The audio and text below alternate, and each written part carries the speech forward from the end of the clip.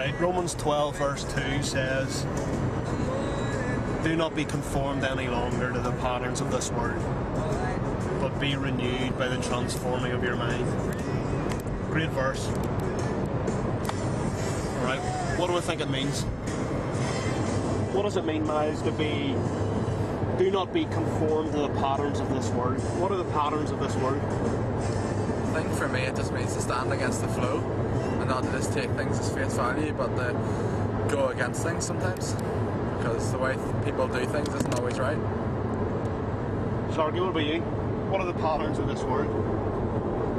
I think the patterns in this world for me is probably the usual doing what the world tells you to do sort of thing. I think it's vital as a Christian that you don't get sucked into that, and the world doesn't just swamp you with what the world wants you to do.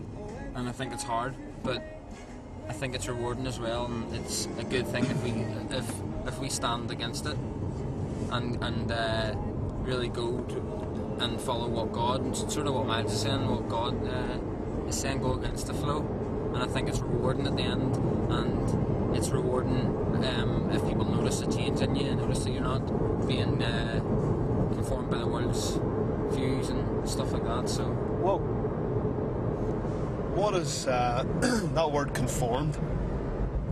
I mean, the first part of the verse talks about being conformed, and the second part of the verse talks about not being conformed but being transformed. What does it mean? What does that word, just simply that word conform, mean? What does it mean if somebody is a conformer? What does that mean? It means they fit into the mold of other people. So you have, like, instead of being yourself, you're just copying other people and doing what they do, just because they do it to fit in. Yeah, so then what does it mean to be transformed by the renewing of your mind? And what does that mean? I mean, who does that? Who transforms? Who's the one that transforms us by renewing our mind? okay, I'll do that one. I mean, I think that transforming and renewing our mind is changing the way we think, the way we act, the way we do things. Just how we live our lives should be different, and I think we can only get that from getting closer to God.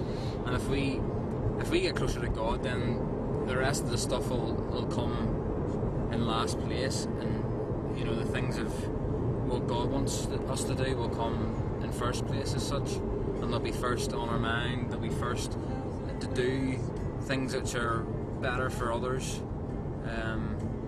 And I think that if we continue to do the will of God, all the rest of the stuff will fall in behind, and we'll fade out eventually. So Romans 12 verse 2 says, do not be conformed any longer to the patterns of this world, but instead be transformed by the renewing of your mind. Brilliant verse. This has been Radiant Youth Raw and Uncut in the Car Devotional over and out.